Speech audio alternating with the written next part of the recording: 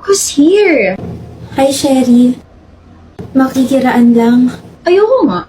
Sige, sa kabila na lang ako. Are you just gonna ignore the fact na halos lahat ng mga tao ngayon ay ayaw sa'yo? Ayaw nila sa akin? Are you dumb or just plain stupid? Manhid-manhidan, ganun?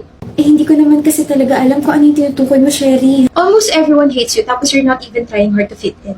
Nakikipagkaibigan naman ako, pero Pero ayaw nila sa'yo kasi you're weird. Daw.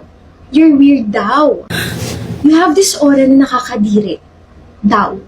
Nakakadiri daw. Alam mo ba yun? Parang kahit walang ginagawa sa'yo isang tao, makita mo pa lang siya, maiirita ka na, masusuka ka na, tapos parang gusto mo na siyang sakalin. Sabi nila, yun daw yung nararamdaman nila towards you. ano bang ginawa ko sa kanila? Nothing. I mean, some people are just like that. Buti nga sinasabi ko lahat ng mga to sa'yo kasi kahit papaano naaawa ko sa'yo. Ikaw? Naaawa ka sa akin? We're not friends, but, we're still classmates. I'm worried about you and your mental health, Riri. Nag-aalala ka sa akin? Ibig sabihin pwede tayo maging magkaibigan. Maraming salamat, Sherry, ha? You're welcome. Muntik na nga ako masuka habang kausap siya eh. Bakit mo ba kasi siya kinausap? Eh, di ba may rule tayo na we're just going to ignore her for the rest of the year? I just wanna see kung ano magiging reaction niya. O tapos, mukha ka mo siyang tanga. Nagmamaang-maangan pa siya. Alam ko namang aware siya sa mga tao may ayaw sa kanya. Feeling niya kasi masyado siyang inosente. Hindi naman ako aware.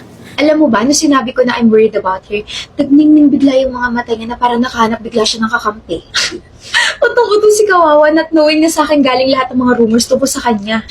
Speaking of rumor, wala ka bang bagong rumor na pwede ipagkalat dyan? Yung malala ha, yung tipo lalo siyang panditirihan, lalayuan tapos malay mo, saktan na siya physically. Matagal ko na itong pinag-iisipan. I think may pinagmamanahan ng pagiging weird. Ipagkalat mo na her mom is a witch. Witch as in mangkukulam? Yes! Mangkukulam. Uy, gusto ko yan! Good morning, class. Ay, class pa ba kayo? Out of 40, 10 lang kayo nandito sa classroom. This is so heartbreaking. Ma'am, totoo po ba nasa ospital yung iba naming classmates? Yes, under observation pa raw sila. Yung iba nasa emergency room, tapos si Sherry, nasa ICU pa rin. Ano raw po nangyari? Nagsusuka raw sila ng itim na hindi alam kung ano eh. May mga uod, dahon, tapos may mga iba pang lumalabas kapag nagsusuka sila. Alam mo baka nakulam sila? Kulang? Nandito ka na pala. Pa? Ano nangyari sa'yo? Lipat na ako ng school, ma. Ano sinabi ko sa'yo, Riri? Hindi ikaw mag-a-adjust para sa kanila. Sila dapat. Pangalan? Marami po sila. Marami silang may ayaw sa akin. Kung ano pa yung mga pinagsasabi nila. Kahit 1,000 pa sila, ibigay mo ang mga pangalan nila. Ako nang bahala sa lahat. We're just trying to live. Kaya nga tayo umalis sa isang liblib na lugar para mamuhay ng normal. Para hindi na tayo nagtatago dahil yun ang nais mo, hindi ba anak? Pero kung ganyan sila sa'yo, aba hindi pwede. Huwag kang mag-alala. Mabait na ako. Papahirapan ko lang sila ng kaunti. Ayos na ba yan? Okay po. Ang buong pamilya ko po, naniniwala sa kulam. Kulam? Kalokohan. Kaya nga sabi po, dapat lagi ka mabait sa kapwa.